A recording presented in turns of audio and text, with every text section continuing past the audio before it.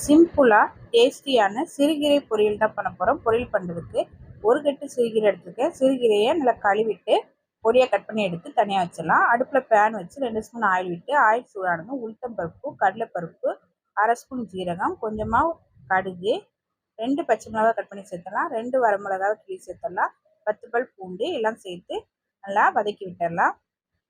இப்போ இது கூட ஒரு பெரிய வெங்காயத்தை பொடியாக கட் பண்ணி போட்டு வதக்கி விட்டுடலாம். இது கூட கொஞ்சமாக கருவேப்பிலையில் சேர்த்து வெங்காயத்தை வதக்கிடலாம். வெங்காயம் லைட்டாக வதங்கினதும் இது கூட கட் பண்ணி வச்சுருக்க சிறுகீரை சேர்த்துடலாம். சிறுகீரை சேர்த்து கலந்து விட்டுடலாம். இப்போ இது கூட தேவையான அளவு உப்பு சேர்த்துடலாம். 1/4 ஸ்பூன் அளவுக்கு மஞ்சள் தூள் எல்லாம் சேர்த்து நல்லா வதக்கி விட்டுடலாம். கீரை ஒரு 5 நிமிஷத்துலேயே நல்லா வதங்கிடும். இப்போ கீரை ஒரு 5 நிமிஷத்தில் நல்லா வதங்கிடுச்சு. இப்போ இது கூட ஒரு 3 ஸ்பூன் அளவுக்கு தேங்காய் துருவல் சேர்த்துடலாம். தேங்காய் துருவல் சேர்த்து கலந்து விட்டு இறக்குனா டேஸ்டான சிறுகீரை பொரியல் ரெடி. ட்ரை பண்ணி பாருங்கள்.